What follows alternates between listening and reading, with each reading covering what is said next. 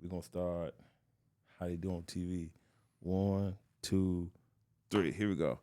Good evening, ladies and gentlemen. This is David Sutherland with the High Table, and I have a special guest, a guy from Columbia. How about that? Not Mount Juliet, not Lebanon, not Clarksville, not Tallahassee or Tullahoma. He's from Columbia, Tennessee. This is Daquinn Goff.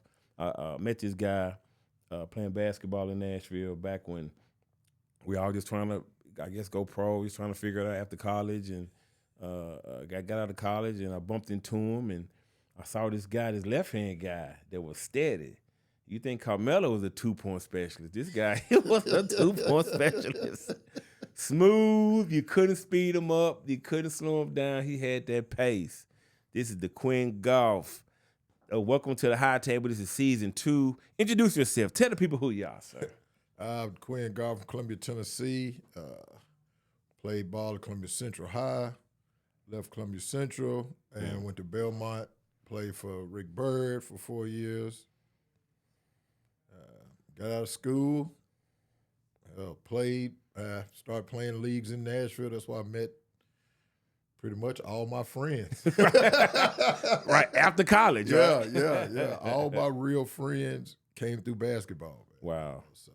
Wow. Shout out to that. And funny story, Rick Byrd tried to recruit me at Belmont, right? And so I go over there, and I meet Rick, and I meet the president, and I'm impressed. But for some reason, he wanted me to pass the ball to Joe Bellin every time, and I said, hell no. I'm a scorer. Hey, man, and I know Joe, and Joe was eating back then. Eating well. It was 4 out, it was 1 in, and they was giving it to Joe. Listen, you put 40% shooters around the perimeter, and Joe down low, pick your poison. Yeah. So I was lucky. Joe was gone. Thank God.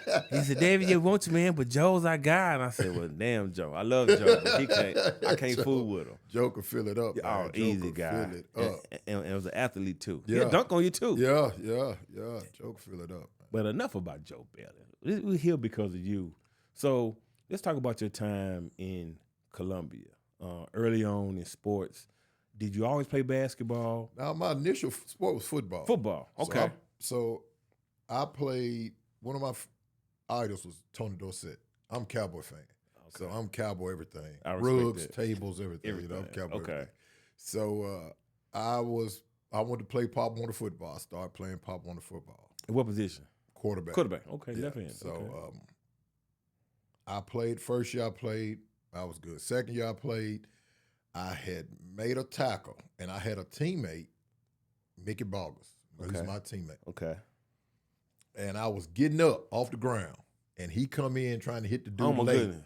Oh, man. And broke my ankle. Ooh. And it, back then, you break a bone, you sitting on the couch forever. Long time. And so I was probably 11, and it ate me up. Yeah. I'm talking about I cried and cried and cried. Mom, when my leg gonna be better? I want to go play ball.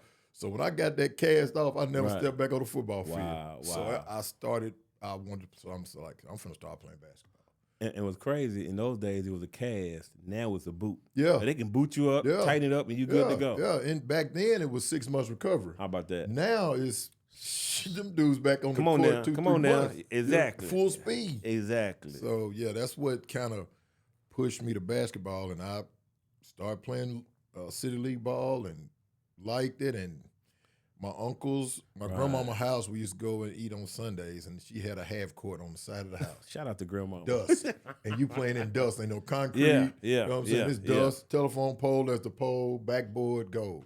Wow. And we used to go out there on Sundays and play. They rough me up because, they was all older than me. Right. But I kind of developed a little chip on my shoulder. I'm like, when I grow up, I'm going to get them. Right, that's absolutely. the first ones I want to get. Absolutely. You know what I'm saying? So they kind kill of just list. You had a kill list. It kind of just trickled from there, and I made the junior. Back then it was junior high. Okay. Wasn't no middle school back when we was coming up. It was junior high. Right. I made that team and kind of just took off from there. So would you say your uncles kind of put that batter in your back to be a basketball player, or just sports in general? Yeah, because they taught sports. So got it. And then when I started playing, they had chips too. They don't want 12, 13-year-old boys showing them up. So got it. They'll let me stand in the corner and hit a shot if the game is in the middle of the game. Right. But if we get to 20s and 21s and the game almost over, then we're going to push you down and everything, you know. Right, so, right. And so you learn the game, you see these guys that you want to beat. How was it when you first started to compete where they couldn't bully you and bump you around, when you held your own? How was that in that moment? Refreshing. Yeah. It took a little, for the longest, man, back then, you growing up, right? You just a kid. You go to the gym. That's right. Man, don't let that kid play. That's right. The kid can't play. Right. You know what I'm saying? So ain't nothing you can do about it. Them dudes out there in cut off jean shorts and they playing and playing and playing. And then when it's time for you to play, everybody tired. Don't nobody want to play. So that is an unwritten rule in every gym. I'm in LA back in the early 90s. I'm on UCLA campus playing. Think I'm gonna play with the pros. I knew a lady that knew Bo Outlaw. He said, "Yeah, they're hooping at UCLA." I hoop. Hooping is hooping, right? Yeah. I'm ready. I'm 26. I can run a little bit. Get to the gym. Kenny Anderson is there. Bo Outlaw. A couple of those guys. But I remember, what's my man name? Now I can't forget his name. But Chris.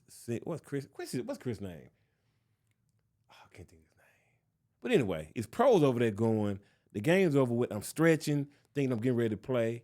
And Kenny Anderson's uncle said, "No, bro, they don't know you. So you can't play." Just like that. Yeah. Just like that. So it was Baron Davis going against Chris Childs. It was the summer after Baron Davis graduated from high school. Oh. And they are working out. Like they are going, oh my God, guys. 6'3" on 6'3". And so I'm thinking, I can play that. Yeah. Now I'm mad. I want to play. No, bro, they don't know you. And so to your point, your uncles won't let you play until you're ready. Yeah. Yeah. It's a pecking order. But it was them. It was if I go to the gym up the street, if I go, you don't play until we say it's okay for you to play. Okay. Yeah, you can stand out here and we can see you make all these shots and you can do all this dribble. You can do all this stuff you want to do, but you don't play until we say it's time for you to play. Wow. But when they give you a shot, you have to perform. You got to perform. It's like a one-shot deal. If you mess up, you got to start over. That is so important to the development of a player. And as when my son was coming through, he played college ball. I've always felt like he didn't play enough basketball. Yeah. Side of the house, the parks, you learn how to fight, you win some, you lose some, you come back the next day. You learn the most violent game is a game of 36. Oh, man. With a bunch of people. Yeah. And if the rules are 2 dribbles, hey, man, you in trouble. Yeah. The game going to take forever. Yep. But you learn from that, right? Yeah. And so you make the team in high school or junior high. Junior high. How was that knowing that the competition wasn't as tough as with your uncles and cousins? It was, I remember telling my mom, that's what's so crazy, right? So I go out, I tell my mom I'm going out for the team. Right. And she's like, well, good luck, blah, blah, blah. So it's this 2-day tryout. First day I go. And, that's back when they used to write your name on the list. Oh, my God. If you see your name, come back the next day. Pressure. If you don't, you cut. So we get through practicing. I'm full speed to the locker room. Yeah. Third name on the list. I'm like, oh, yeah, I get to come back tomorrow. Yeah. So I go to my mom. Mom, I think I got a good shot to make the team. And she was like, well, that's good. I said, but it ain't as hard as playing on Sundays. Right. She said, I was like, I don't get pushed around, I don't get pushed down. Nobody tells me I can't play. So she's like, well, that's how it's supposed to be. So next day I go back. Now I'm kind of like, okay, I made the second day. I'm gonna make it. In my mind, I'm like, I'm gonna make the team. So we try out hour and a half. Coach Gary Hanna, I'll never forget him. He came to me. He was like, "Hey, Goff," and this is what it kind of scared me. He said, "I like it how competitive you are, but you got to fix your shot." Because I was slingshotting back then. Because I'm lefty. Right. When I first started shooting, I couldn't get the ball up. So you know how you slingshot it? Absolutely. From way down here. Yeah. So he said, "Look, I'm finna show you where to put that ball at to shoot it. And if you work on this, I'm gonna tell it next year when you come back and make the team." So when he said that, I'm thinking, oh shit, I ain't even make the team. Right. So practice over, I run in there, my name on there. Boy, you talking about somebody that was happy. Boy, you couldn't tell me nothing. That was the start. That was the start of a long career right there, boy. Yeah. That day right there set the tone for me. Like, oh, if I can make this team, I can make any team. So yeah. So is that when you realized that basketball was your niche? Yeah. And not football? Yeah. Oh, when I broke my ankle, I wasn't going back. You was done. Because it wasn't the point of getting hurt. It's the point of being hurt. Because if you hurt, you got to sit out. That's right. And back then, that's all we had. That's right. We didn't have no PlayStation 5. We didn't have no social media. Nothing. Barely had cable. You know what I'm saying? So when you hurt, you couldn't play. Yeah, see, I was old as a 5. I had a brother and 3 sisters. Okay. You know what I'm saying? So the house, we in the project, the house already crammed. Yeah. Somebody got to be able to get out and do something. I don't want to be laying up in there in the cast 3, 4, 5, 6 months because I want to play football. I'm finna go play basketball. And that's just what comes with football. Yeah. That's just, you can't get mad about it. No, that's just how it goes. That's how it goes. And so you start playing basketball.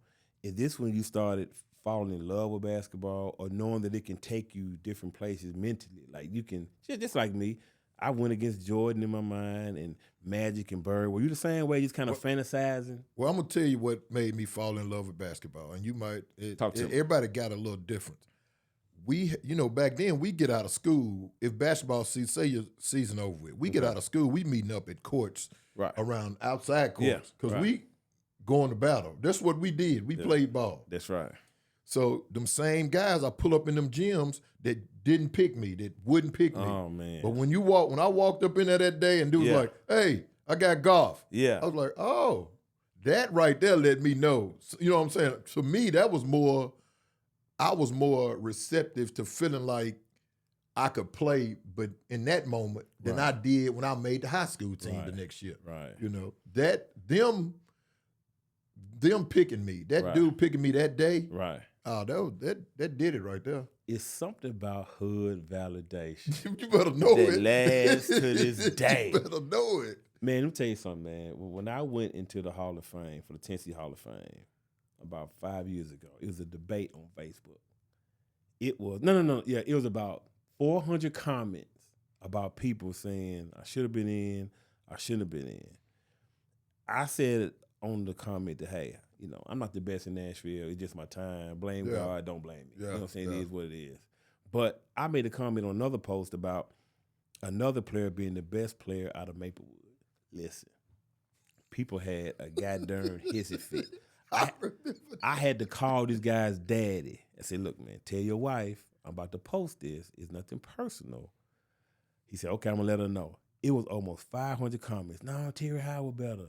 This guy better. I'm like, hey, man, listen. Bo Hodges can play. That's what you saw with your eyes. That's what I saw. Yeah, Bo Hodges was 6'5", 210. Yeah.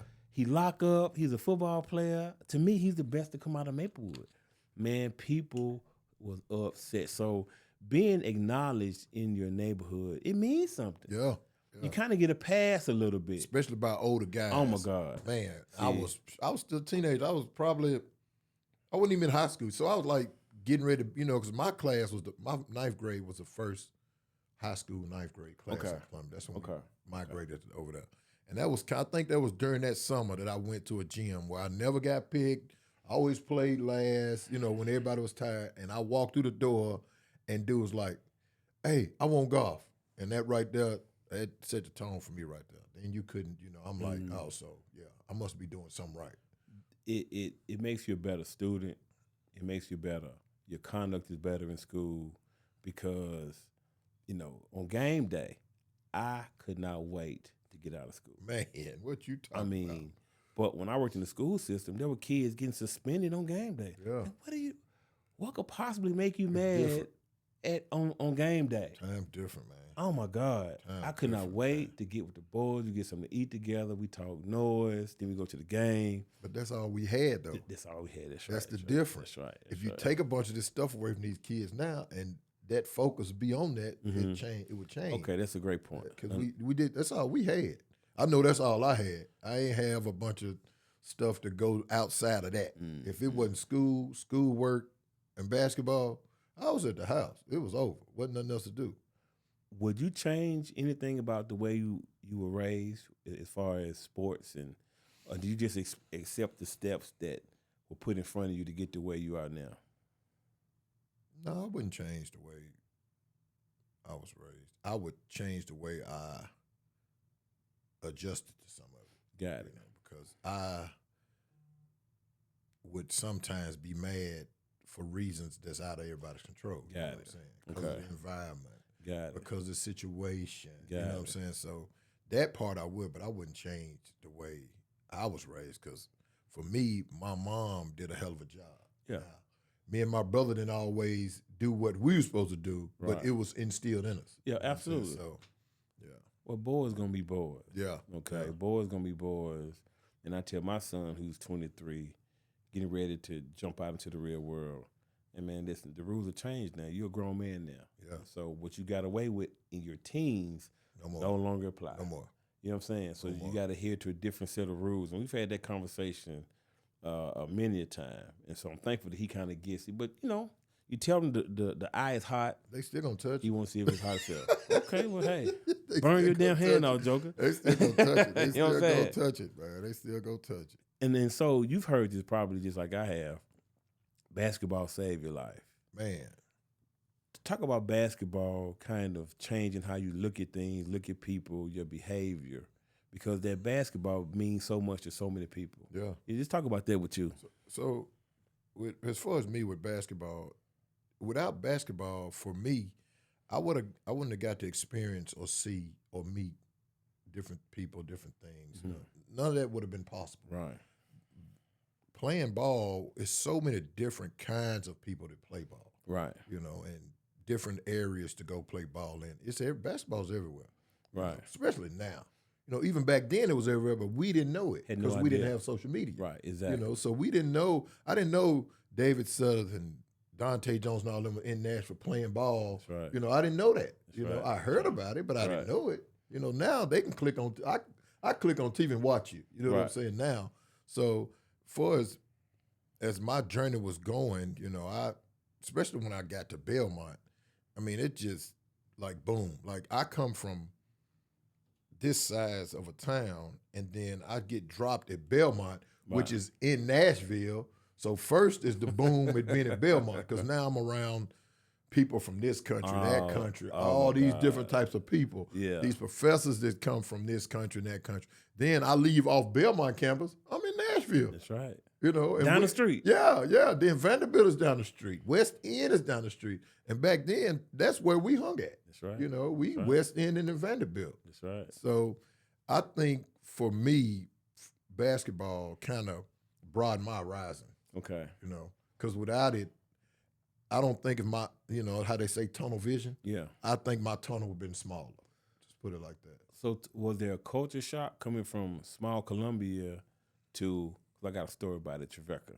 Trevecca was, we still in a third world country now. It's still, these jokers up there, boy. They don't want to grow at all. Boy. They say they do, but they be lying sometimes, man. You know, it's a culture shock, but you know, luckily, now this I'm gonna back up a little bit. When I was getting recruited by Coach Bird, okay, so I had talked to Mississippi State, I had talked to MTSU, I had talked to most shows, community college. So I talked to Coach Bird, and I think Coach Bird was either the third or the last person I talked to. So when we was talking and stuff, he was just kind of explaining to me the situation and you know what the expectation was and all that, and I went for a visit, and I get on campus and I don't see nobody like me up there. Not a one. Not a soul. So you know, to me, which it didn't scare me, you know, because I'm focused on my mind is strictly basketball. That's it.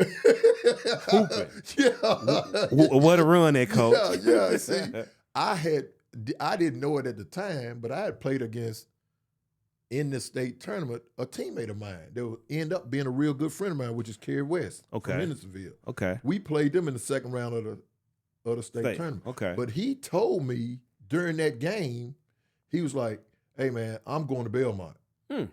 But Coach Bird hadn't really approached me yet. Right. But after that game, I knew, you know what I'm saying? So my transition wasn't as shocking, but it was culture shock, though, for real.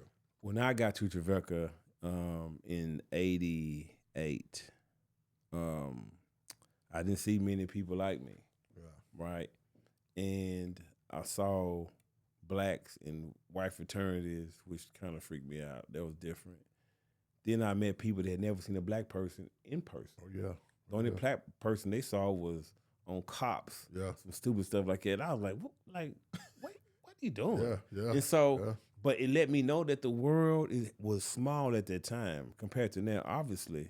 But when I say the same thing about basketball changed my life. I had some tough times in my life, man, but I always gravitated towards the gym and the basketball. Yeah. By myself. Safe place. Oh my goodness. Goodness, man. guy. I zone out. Yeah. And so high school, we're gonna get to college in a little bit, but high school, when did you start to see your game develop? I'd say my junior year. Okay. Like things start clicking. Yes, yeah, my junior year, I kind of was like, because for the longest, for me, I didn't think I could play. Okay. Because I was my harshest critic. And, you know, back then, all people would say, oh, if you can't dunk, you can't play. Always with the dunk.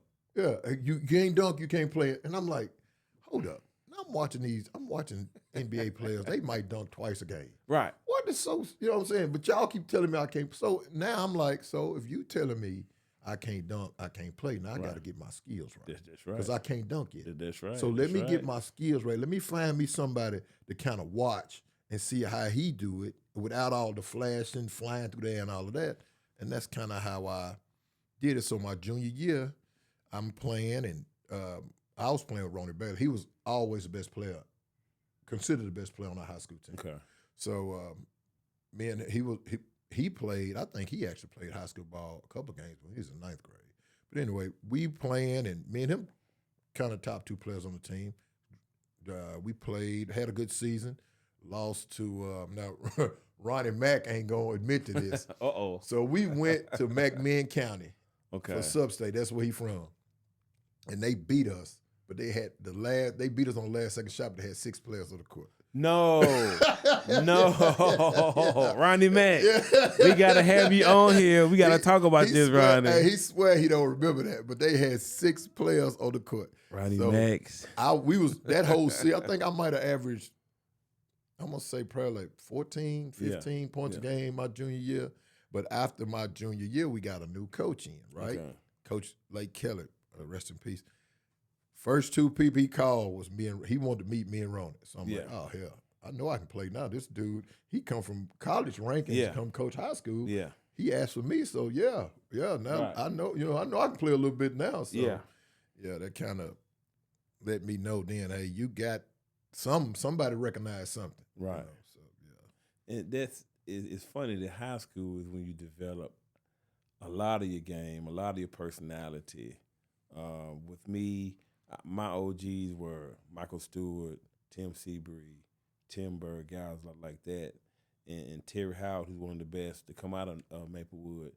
But then it turned a corner where I had to develop myself. Because like you, my brother wouldn't let me play until I was ready. Yeah. And he threw me out there with the old heads. And then I figured, it's not that bad. They're better than me, but not that much better than me. You know what I'm saying?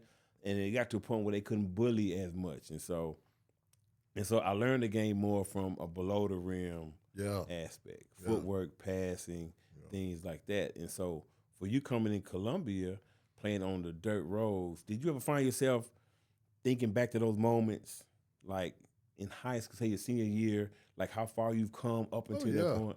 All the time, man. Yeah. All the time. You know, that happened now. I could be sitting somewhere now, you know, or past my old neighborhood or something and reminisce. But you'll never forget that stuff, man. The grind is real. You never forget the grind, man. You might misplace some steps, but you'll never forget the grind. Because that's what make you. You know what I'm saying? Right. So you don't never forget that, man. I never forget falling in the dirt. I never forget my mama being mad because my clothes are so dirty when I come out. Absolutely. Never forget none of that stuff, you know. but she always never wanted us in the house. Right, exactly. What you doing in this house? You can be outside doing so, you know. So that's just part of it. But no, I'll never forget that stuff, man. That growing up where I grew up, playing where I played, learning how to play. Yeah, I wouldn't change it for the world, man. Do you remember the best game that you've had in high school? Yeah. senior year at Giles County. Talk about it. So we went to Giles. We had a good. That's the team. That was our state tournament run team. Our senior year. We had a good team. We go to Giles County.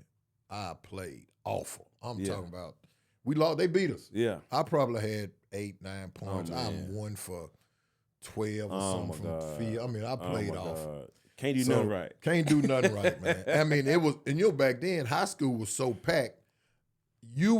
I was playing right here, and you was in the crowd right there. That's how, you know what I'm saying? That gym was, they had to stop letting people in. So that's in my mind. We got 2 games, then we got them again. So all I could think about was, boy, I got to get some get back. So game 2. Friday night, game 2, we got the whole city out. Everybody in there. Let me back up a little bit. That's the greatness about playing in small towns. Everybody come out. Friday night football, it is the entire city. Everybody. Kids, man. granny, granddad. Everybody. Oh my God. Hey man, that gym was so packed, man. I'm talking about our locker room was kind of, we had to go up under the bleachers. All them shits. And I'm talking about we in there and the girls getting through playing and it's rocking in there. I'm talking about we full sweat before we get on the court. Absolutely.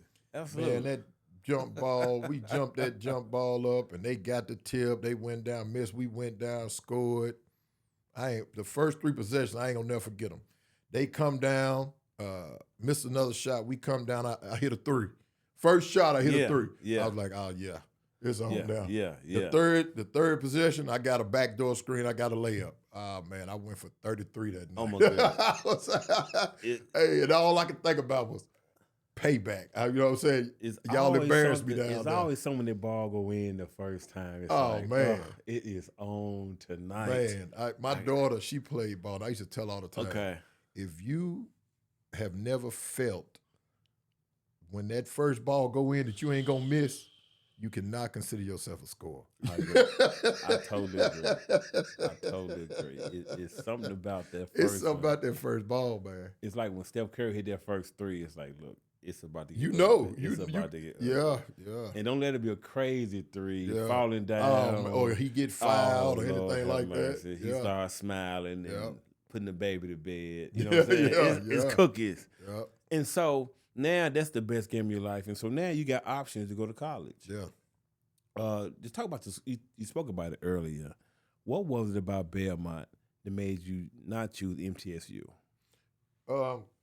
I liked MTSU too. Mississippi State, it was too far for me.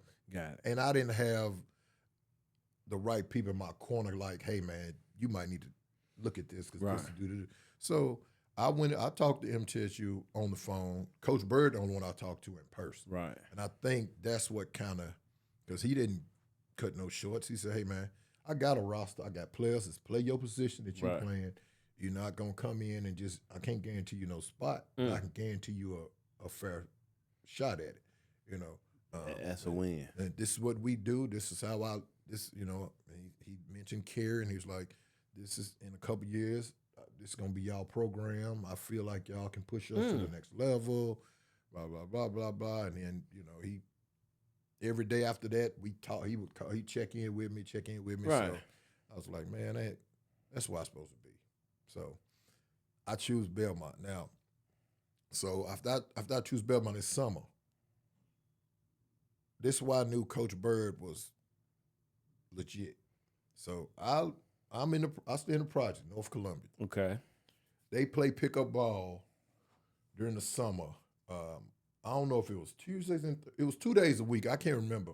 Okay. He used to send Casey Alexander, David Knox, and Ryan Weller from Belmont to Columbia to pick me up, to bring me to Belmont, to play with the team, and bring me back home. Wow. Coach has always been a real one. Yeah. Solid guy. Yeah. He's so connected in Nashville. Yeah. Oh my God, he's connected. Yeah. Had he come at me that way and explained it that way, because my brother went to Trevecca. I was comfortable with Trevecca. I was 9 years old watching my brother play. He's 9 years older than me. So he played 1 year Austin Peay. Then he went to Trevecca. So So I feel like I'm not going pro. Yeah. My mom and dad ain't got to pay for college. Yeah. Okay, let's take it out. Let's take it out the equation. So why not there? So I didn't get many options. The junior colleges, Aquinas, Columbia State, those guys, I was impressing them. And TSU didn't come calling, and nor did Fisk. So, in MTSU was loaded, but he didn't really call me or pull up or nothing. Yeah. So Trevecca was the option, and so Coach said, "Man, hey man, listen, you can shoot as much as you want. You know what I'm saying? Just don't get in trouble." They got you. Right yeah, easy. I could just shoot. What are you talking about? Let's go. And so. And then I bumped into Rick, and then he's like, Dave, you made a good choice. He's so humble and a nice guy. I can see why you went there. And so let's talk about your freshman year at Belmont. Okay, you pull up on campus, you're 6'5", you're 6'6", you want to hoop, but you can't get to the hoop until you master everything else. Well, actually, when I pulled up at Belmont, I was 6'3". 6'3". 6'3". I grew like 3.5 inches my freshman year at Belmont. Bird like, yes, so, I got this joker. So I get there and, yeah. And my roommate actually my roommate was DeMarcus. You know DeMarcus Dawson? Yes. It was his first cousin that was my roommate. Oh, wow. Yeah. So okay. I get there and, I want to hoop. That's what I want. I want to go play. Where they balling? Yeah. So.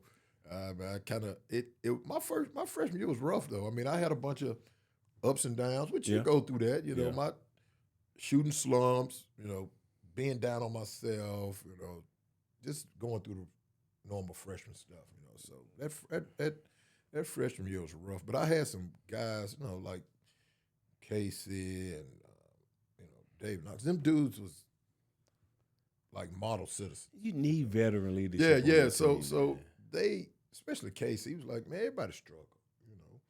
We all. You don't just come in here and just because these dudes don't want you to play before them. You're a freshman, but you don't think about that. Right. But when somebody tell you, they're like, oh yeah, because when I'm a junior and a freshman come in, I don't want them to play for me either. No.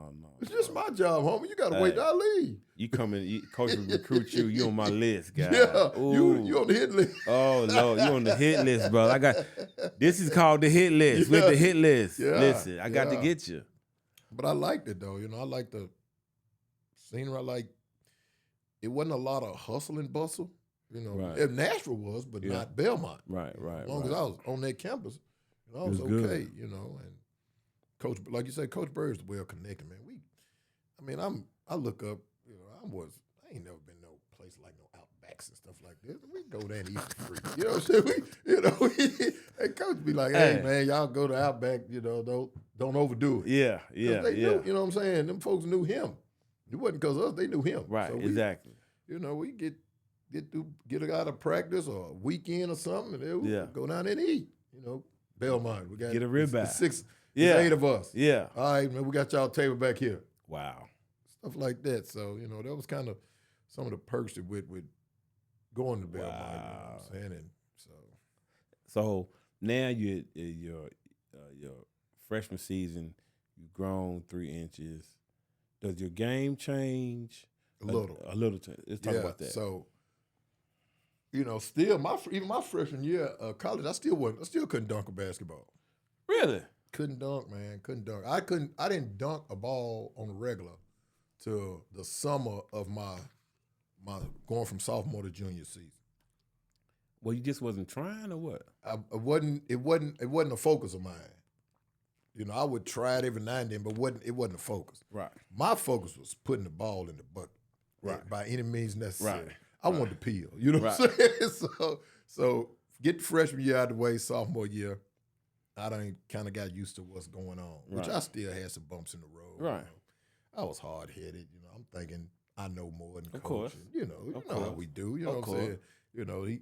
He called a play, it ain't for me, I'm pissed off. Right. You know what I'm saying? But, that just come along with it. But my sophomore year was kind of, it was a whole lot better than my freshman year because I was college ready. And I'm going to tell you what, I don't want to get off the subject, but I'm going to jump this right quick. You fine. After my freshman year of college, I come back home to Columbia for a little bit. And I go to my regular gym, get out there, and I'm going out there to play. 2-3 years ago, I was third, fourth, fifth, sixth, seventh guy on the sideline. I get out on the court now with these guys, and I'm like, hold up, something different. Y'all can't deal with me now. You know what I'm saying? I'm like, oh, okay. Now this is different between going through a college season and a college workout, and then just getting up out your bed, coming to play ball. It's night and day. When did you realize that the guys you idolized couldn't really play? You was afraid of them. You was afraid of their game. Yeah. You matured, and then you come back and say, them dudes really wasn't that good. After my sophomore year. Yeah. After my sophomore year, and I went to town because me going in my junior year, I was like, I played with them, but I didn't have to go. I couldn't go full bore. Got it. Because if I go full bore, now they gonna feel a certain way. You know what I'm saying? It's gonna get ugly. It's gonna get ugly. So that's what I'm like. The whole time I'm thinking y'all really balling, but y'all was balling on a level. On that level. Yeah. And so we talk about that a lot, about its levels to.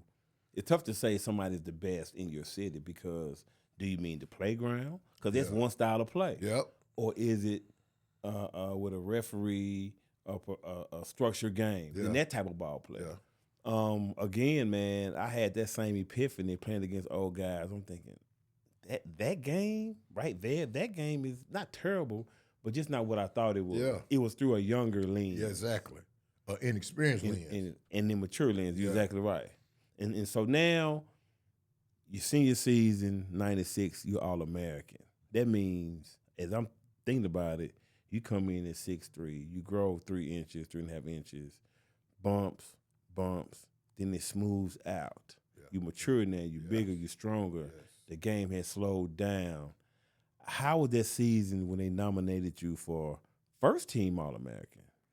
It was, to be honest, for me, I think my junior season thought it was better? Was better than my senior season. Okay. But I scored more in my senior season. Got so I had more responsibility. So, I had always been a wing. Okay. But, Coach Bird liked the 4-out 1 in. I know. So you asked me a little while ago how my game changed. So you know who I started watching? Who that? Jamal Mashburn. Okay. The first time I heard somebody say he can score at all 3 levels. Got it. I don't know what game I was watching, but I was watching him. Right. And he could shoot a 3, he could beat you to the bucket, and he could post. So now I got to start working on my post game. Got it. And I kind of started working on my post game. And when I remember in practice, they split us up. You know how they split you up, guards and wings down here. Yeah. I would go down here first. Right. Because this was I grew up doing this. Okay. So I had to learn this. So I would go down here and kind of watch, get in there, mix it up a little bit, until I got comfortable doing it. Right. So when we playing, Coach Bird, I start out as wing, but the first sub is a guard. So now I go to I go to power forward. Okay. So in his what he thought was whatever big man was down the court first, go in the post. Got it. So you know what I did? Right. If I wasn't getting rebound the ball, I was full-blown sprint to the post. And most of the time, being that most people saw me as a wing, I had a mismatch. Right. Absolutely. Yeah. So that's how my game kind of matured when I started posting up. Because now, if you bigger than me, I'm gonna go out. Right. If you my size is smaller, I'm gonna post you up. Right. So that's I like that because you're tricky because you're left-handed. People have been raised to guard on the right side of things. Okay, so that means when you're on the left side, you pushing off to defend on the opposite side of your body, the opposite side of your mindset, and you don't have that enough. Yep. Hell, you can't even find a left-hand golf club now. Right. Nothing left hand. So everything is right-handed. So we have that advantage. You know what I'm saying? You know what's crazy though, man? I hit golf balls right-handed. No, you don't. Man. How in the hell? I'm telling you, when I go play, get on the golf course. I ain't gonna say I play. Yeah. But when I go hit a golf ball, even a baseball, I hit right-handed. Wow. Yep. Wow. My brother was like that. He's right-handed, but he writes with his left hand, kicks with his left foot, and golfs on the right side. But his left hand is just as proficient with it, like just as proficient. Y'all weird, man. That's all it is. Yeah. Basketball, strictly left hand. Left hand. Hey, all I used to hear is, don't let him go left. Don't let him go left. Yeah. Like, they'd be like, make him go right. I'm like, well, I'm going right. You can't stop me going exactly. left. I'm not finna do all that. You need to stop me 3 times in a row before I switch. Right. And so you're All-American. Talk about, and we both had the same experience. Talk about playing at Lipscomb and you're All-American. And they know you come in the crowd. Man, they were lit over there. Hey, man, I'm telling you, man. Shout out to Lipscomb. Yeah, definitely. Shout out to Lipscomb. Definitely, man. Hey, man, that place was a mad house. Wasn't it? And it's now when Lipscomb came to Belmont, our fans, they was packed in there. Yes. But something about them Lipscomb fans, man, was just crazy. I'm talking about not on the court. They can see you in the grocery store and say something to you. The beef never stopped. Never stopped. we go over there. You know how you get there early, you want to shoot around. Because most of the time we play Lipscomb, they didn't have the girls' game before. Right. So we get there thinking we're going to get in there and get a few shots up. They already in there. That's right. The student section already full. That's right. They talking to you. You out there just doing normal warm-up stuff. They talking to you. So I'm going to tell you what another reason to make Lipscomb was Coach Don Meyer. Did you ever get a chance to meet him? I did, but he was cold. You ain't telling me nothing I don't know. Cold. Sarcastic. Everything. I mean, the man walked by me my sophomore year. We coming through the tunnel, right? I'm going into a halftime, and I don't know. I think he was coming back out of the locker, something like that. And bumped me on purpose. No, he didn't. Yeah, he looked at me and said, you up. No, he did. No, he did. Yeah. Oh, Lord. But that's how he was, though. You know, I didn't take it. I didn't take it. You know, he didn't say it like, you know, just the kind of coach he was. He was an intimidating coach, man. He was intimidating. You know, he was intimidating. And I never got a chance, which I wish I would have. He had them big man camps. I never went to one, but I wish I would have because Phil Hutchinson, Joe Baylor, all them dudes was there. They went. Yeah. That dude that dude had a mean coaching style, and all them players from Rico Page, all them dudes, if he said it, it was straight line done. Wasn't no wiggle room. Wasn't no, and he talked trash. You know how in them leagues we talk. He talked trash like that, and he is coach. I coached at Trevecca. Frank Wilson couldn't stand him. I know Coach Wilson. Could not stand him. He came to Belmont. He came to Belmont and was assistant when I was there. Could not stand him. He didn't like Darmar at all. When I got to Trevecca, he said, we got to beat. See, it's like my whole 4 years, we had one really good competitive year my junior year. We were a pretty good team. But freshman, sophomore, senior, man, they would kick our ass. Man, for real. And it would drive him crazy. And plus, Lipscomb, they was growing. The school was growing. But their program, man, they doing the drill before the game. Everybody got on knee pads. You know what I'm saying? They dived on the floor. All that was Coach Meyer, man. Derrick Henry, the coldest white boy I've ever seen in my life. That dude could play. I mean, got to the last cut of the Hawks 2 years in a row. Could play. And so it was just like we had some good games, man, but that style, that talent, they had talent on the bench that was very good. Oh, yeah. They had people on the bench could go somewhere else and start. Absolutely. Yeah. And we came close my senior year, man, but they were just too good. Man. Oh, man, we battled them, man. It was the Battle of the Boulevard. When you woke up, like you said, when you wake up on game day and you can't wait. That's right. Man. That's right. When them games was on Saturday nights. Yeah.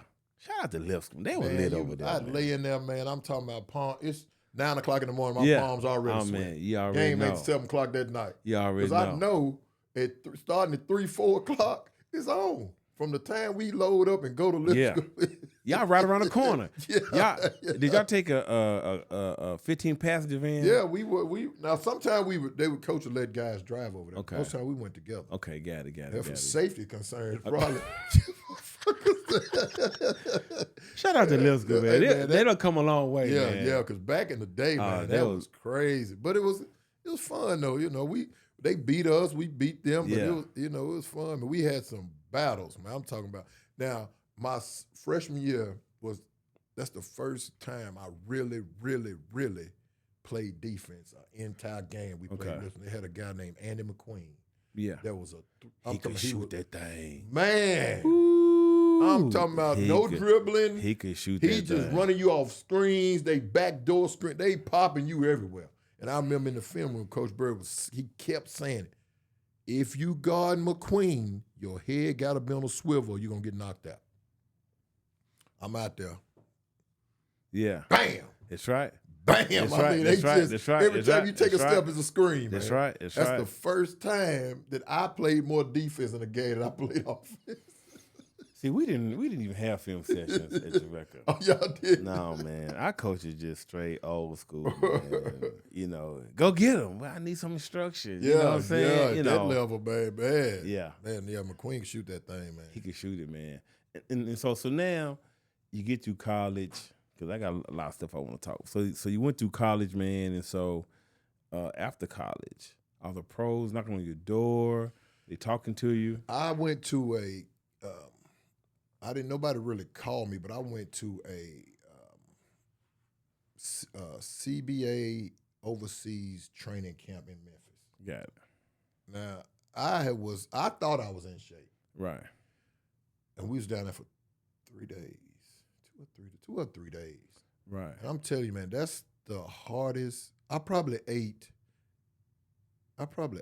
in 3 days. I probably ate 18 bananas. Wow, cramping up like crazy. Unbelievable, because I remember we was in Whitehaven, and the dude told us when we came in, there's about 30 of us. He said, we're gonna place y'all on a scale from 1 to whatever, how many of in here. We're gonna send the information out, and if somebody wants, they're gonna call. He said, but we got to see what we got. And right. I'm talking about if we wasn't 5-on-5 and had a certain amount of time to get up and backs, and this is why we playing. Now, this wasn't just spring. Right.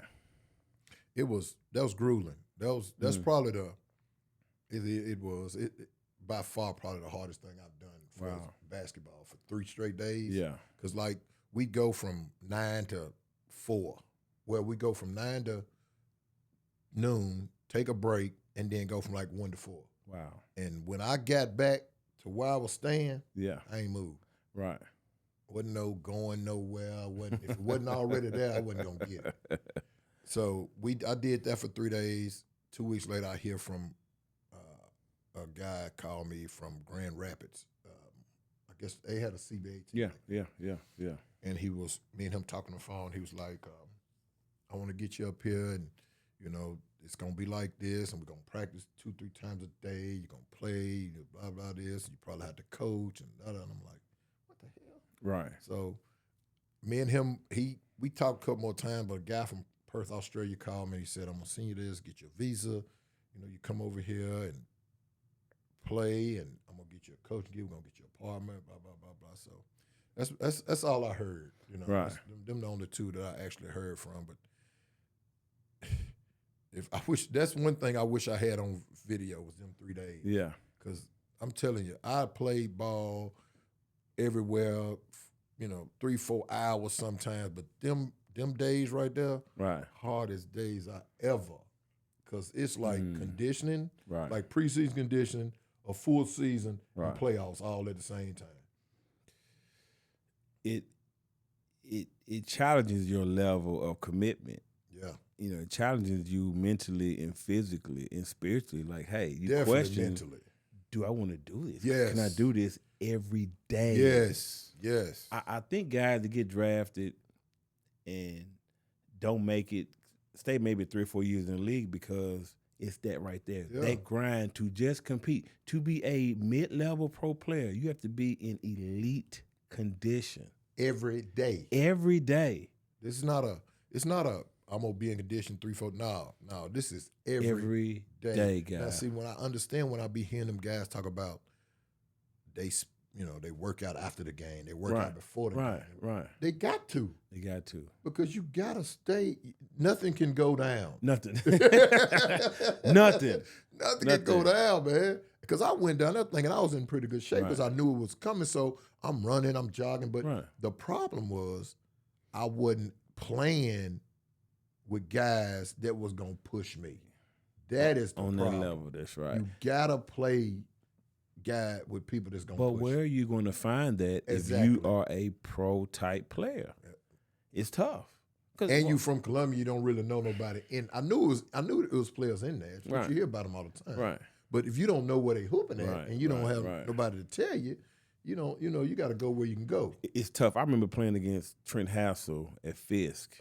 He was like 16 years old. He came from Clarksville to Fine Run. And we were grown, I think sophomores in college. This dude was killing at 16. Dude was always better than everybody, man. But to your point, it's tough to find like-minded competition. Oh, yeah. It's very tough, man. And so when guys, even in football, whatever sport it is, they get tired of the grind, man. And they go overseas where the competition ain't as tough. Yeah. They average 25, 30. Yeah. They cut up. And it's easier. It's a lot easier. No expectations. Zero expectations. That's the thing. And they come back with 10 years in the league and they retire. And that's it. You know what I'm saying? So when I hear the league is soft, I question that because the league is real, man. Yeah. The league is real. And so at least from a talent perspective, who's the best? You got 3 players that you think is the best players you ever played against. 3. Can you name 3? I got my 3. I'm going to say David Vaughn. Okay. Like you talking about high school, college, period, whatever. Period. David Vaughn, Dante.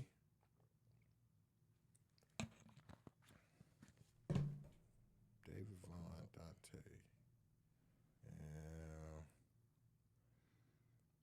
And I'm gonna say DeMarcus Dawson. That I've actually played when we were playing. Now, granted, I played against some dudes after we wasn't really serious. Right. This is when we was really getting it, serious. So, yeah. Yeah, and I remember Dave Vaughn because I played against him in high school. Okay. Because he was so damn big. Huge. He just wasn't tall. He was swole. He was thick. You know what I'm saying? Yeah, but see, it's so many. I could have put, it's 10, 15 dudes I could have put in there. You know? It's just so many guys that I played against that gave me that, I won't beat your ass. Guy. You know what I'm saying? Exactly. That's how I looked at guys that was good. You know what I'm saying? Right. If you ain't no good, I ain't going to have that. But when I play against you and I think you better than me or feel like you better than me, that kind of tick me off. You know what I'm saying? Like, man, what the hell? Right. You know, so. And I think for me, Dante Jones, once he got back from his first year in the pros, he was a totally different player. Yeah. He knew he was 6'7". Yeah. And used it every single time with a 40-inch vertical. Yeah. It's just like if you 6'2" trying to guard him, it's nothing you can do with him, man. Then I'm gonna go with probably David Vaughn. Oh no, Ron Mercer. Ron was always in great shape. Not like he gonna break off the dribble. Now, I didn't play against him. Okay. But Ron Mercer was a dude that let me know, showed me what real athleticism was. Right. I mean, because I played in summer league with Drew Maddox. You know, they played together. Oh, yeah.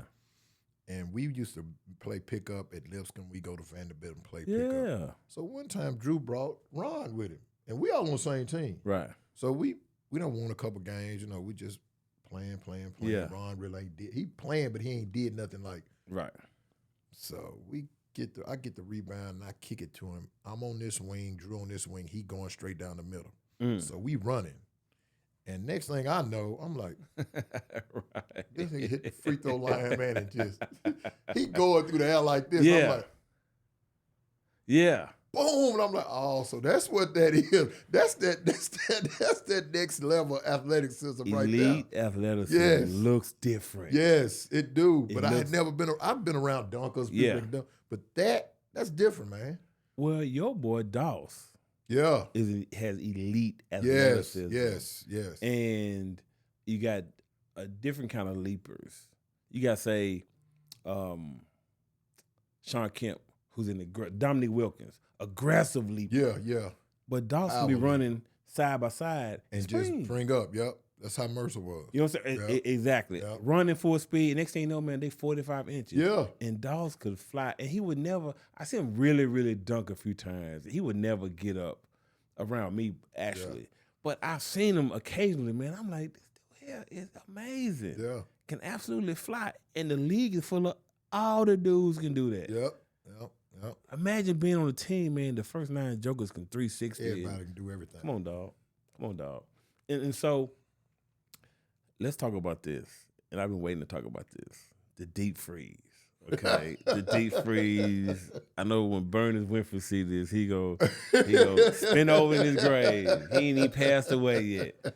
And talk about the competition, because when I would go to the church and play, it reminded me of the things that the athletes long for, their locker room. Yeah. You had different levels of guys. You had pro guys, you had D1 guys, NAIA guys, junior college guys that were putting their bodies at risk. We could easily tear a knee or Achilles just to bump and grind a little bit. You know what I'm saying? Just to play and talk. That's what made it fun. That's what made it fun, man. I would love to get there, man, like an hour before and just kick it with y'all, man. Yeah. Derek Watkins be there. His brothers be there. Ronnie Mack. And I think Ronnie was the most celebrated guy because he played at Vanderbilt. He was humble. He wasn't tripping. You couldn't tell it till he started shooting. Right. He started shooting. You like, come on, dog. Come on, dog. Somewhere right here. He played somewhere. So talk about those times, those battles over there. Man, hey man, that, like you said, game day. You don't know how them kids miss school. Yeah. Man, I remember it'd be Thursday. I'd be at work thinking about getting off, can't wait, fighting traffic, coming from Columbia or Spring Hill to get to First Prayers, man, to get to that gym, man. Wow.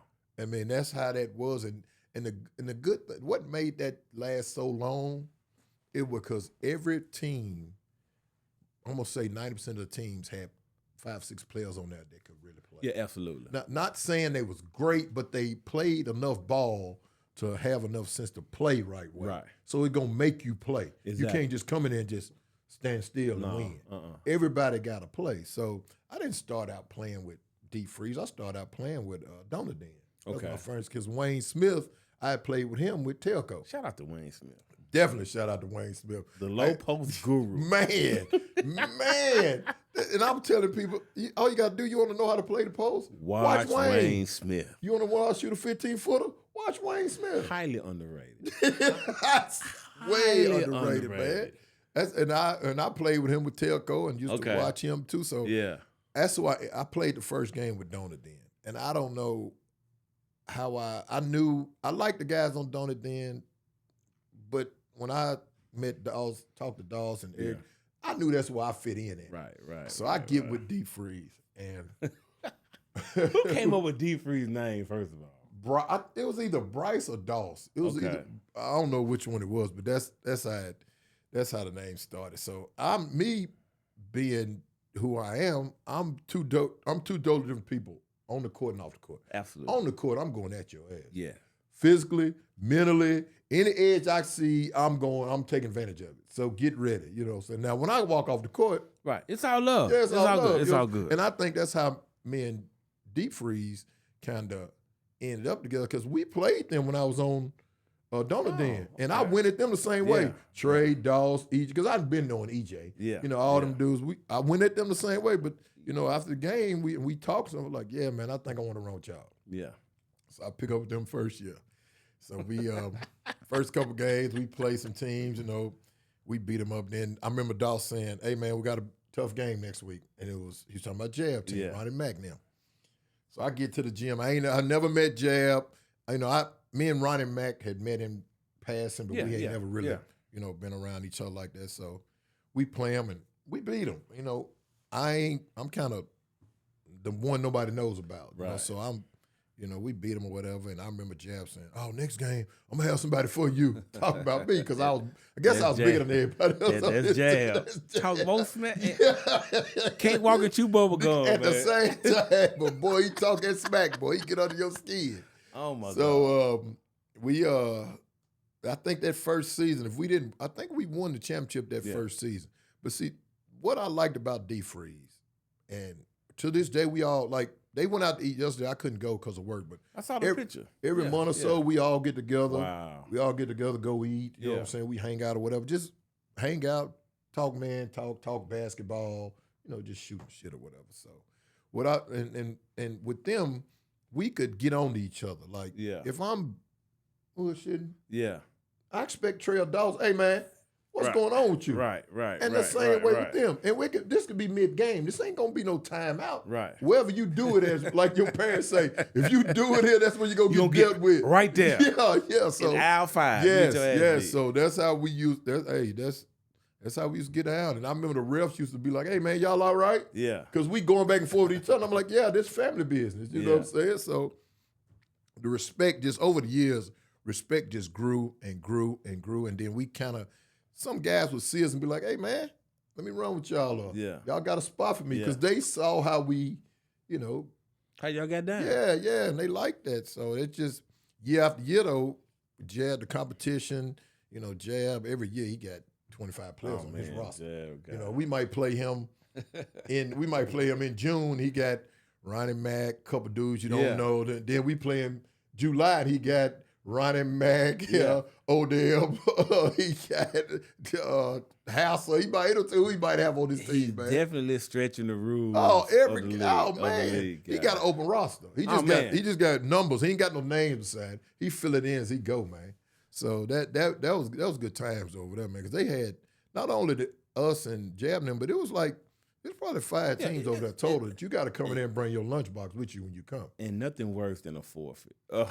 Oh, for me anyway. Don't have me fight traffic. Oh, man, I used to tell them that all the time. I wasn't so the first 2 years, I played 9 o'clock games. Okay. After that, I used to tell them, "Hey, man, I'm not coming up in no 9 o'clock game. I ain't getting on 11:30, 12 o'clock. I got to be at work at the board." Yeah. But if y'all drive up here, y'all forfeit the game, I'm missing next week. You already know it. And y'all could have called and told me. Yeah. Man. Yeah, I hate a forfeit. I play a lot of ball at the downtown YMCA.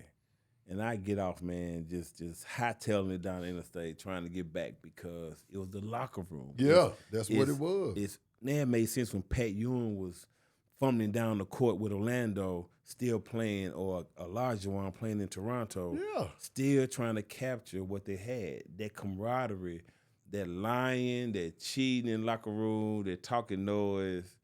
It's just, man, you long for that. Yeah, and to this day. To this day, and it birthed long-time friendships. Yeah.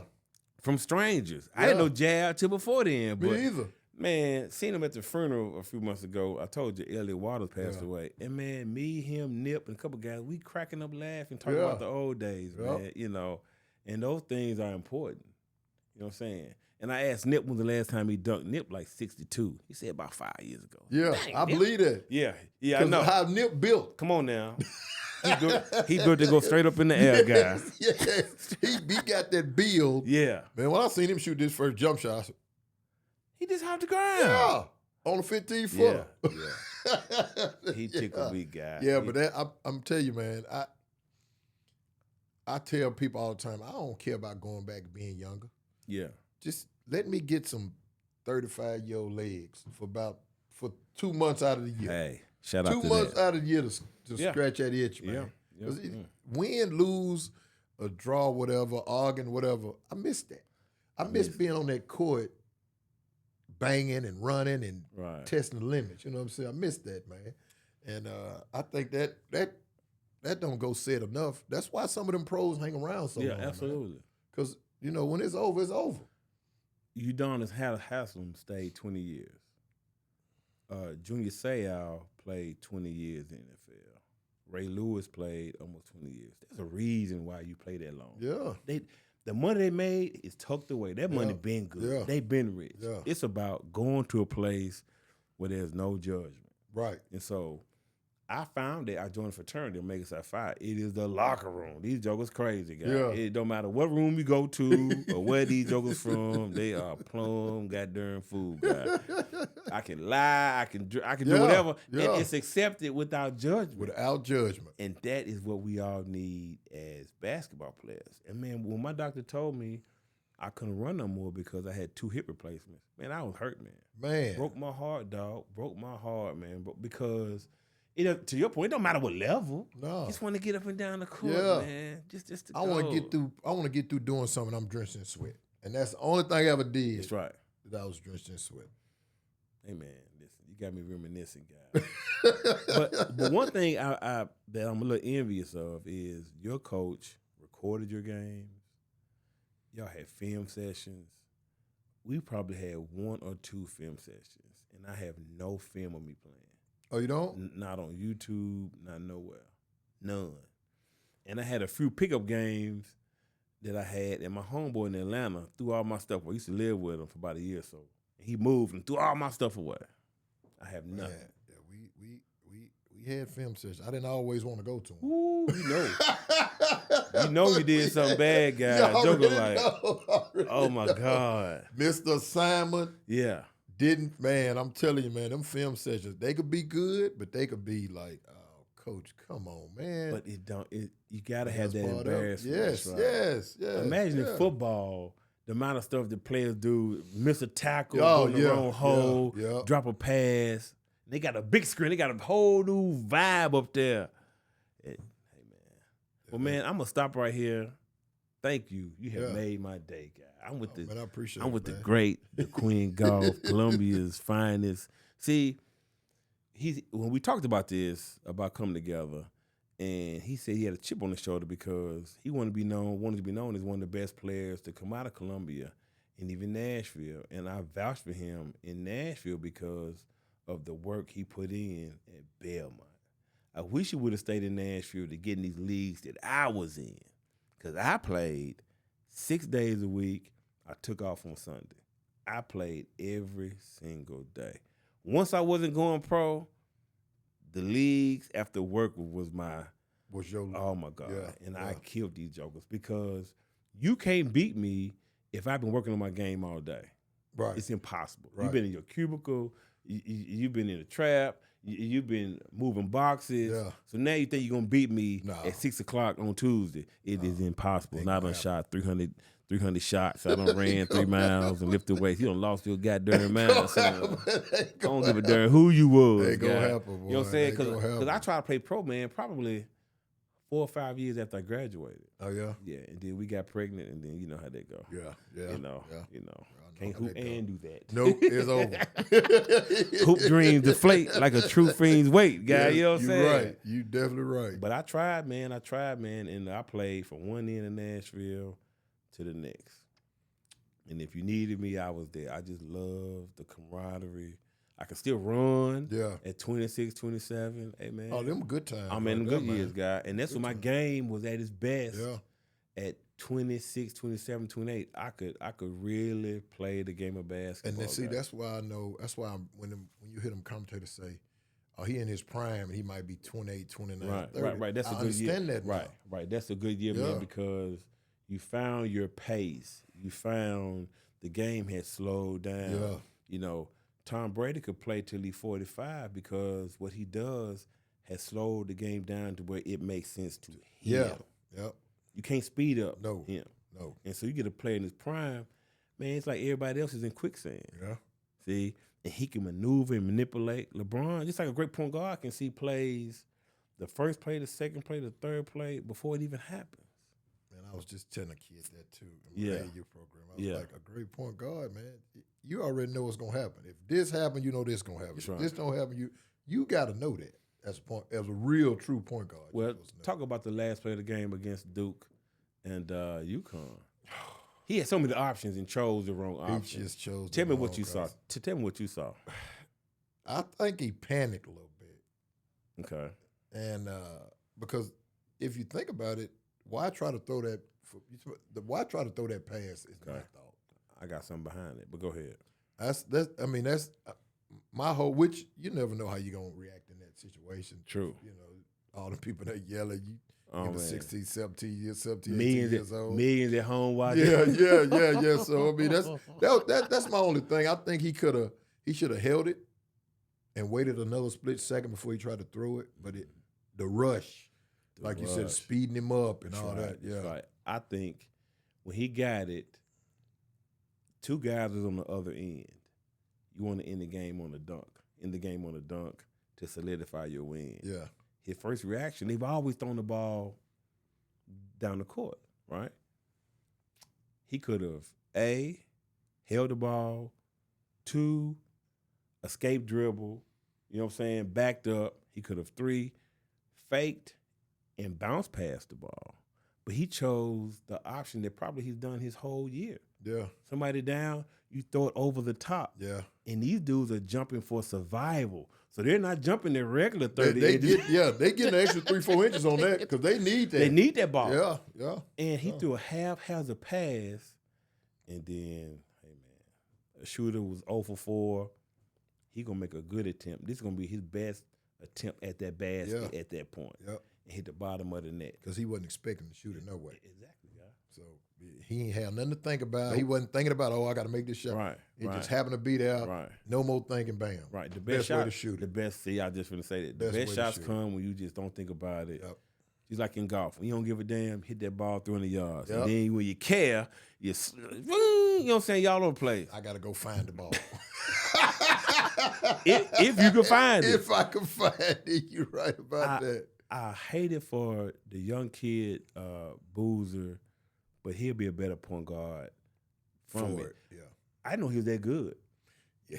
And when I watched him in the regular season, he didn't seem to be that good. I didn't see that. Because my thought process was, his big brother carrying him. Right. You know his brother carrying him. Right. But when the tournament started, it's like, man, what happened? He's tough. He's a big guy. He's 6'5". Yeah. He's a big guy. But, man, we've seen other point guards do stuff like that. Chris Paul had done some stuff like that. Magic dribbled out the time in the playoffs in the Boston Garden. Yep. So when you handle the ball 95% of the time, it happens. It's going to happen. He just chose the wrong option, guy. Yeah. And wrong time to do it. Oh. Yeah. He didn't sleep none that night. Oh, no. He ain't sleeping now. He in the gym. I guarantee you. Yeah. He in the gym. Because like you said, that's the safe place. Yeah, that's right. Right. And that's another reason I missed ball, man. Because, you deal with everyday stressors. I could go play jab and all his team and get beat up and pushed around and all that. And let some frustration out and forget about that stuff. Do you play now? You shooting now? I shoot around. I don't play. Got it. I don't do no playing. Yeah, I can't shoot all set shots. That ain't no fun, man. It ain't. No you fun, right, it ain't. I just throw it up there. Yeah. And so I knew my end was coming. This is going to be the last thing I talk about. When my son stopped bullying me. Hey, bro, I'm finna whoop your ass in here, dude. We ain't even do that. I ain't got to pay for your food, your clothes, and you going to bully me. No. We're going to draw blood. We played 1-on-1 at Trevecca a few years ago, man. He was like a sophomore in college, and his game had changed. He got bigger, stronger. And, man, he was like going at me, like for real. Because he had a chip on his shoulder for you. Because you've been beating him all these years, man, dude. You number one target. He won that day, and we never played again. That was the end of that. You can have it. Because I'm gonna wind up slapping the shit out of you. For beating me. Oh, man. Come on, dog. Well, hey, we're going to end this here. This is David Sutter and Daquinn Goff. We got the high table here. This is the last episode before this is the second to the last episode before we end season 2, and we're at Team Hyder. We're at his beautiful offices. He's allowed us to use his office, and so we're looking for a great partnership, and we see you next time. All right? Peace. Peace. Yeah, he going to take care of everything else, man. Hey, man. Yeah, man, dude was bullying your boy, man. Hey, looked at me up and down like, oh, no. I'm finna you didn't like that. You didn't like I'm that at all. slap this joker guy. You didn't like that. You didn't like what that. What are you doing? The bullet is one thing. No. The sizing me up is enough. Oh, no. I'm finna slap you, dog. Dude, I'm not sure when it's going to come out, but I'll let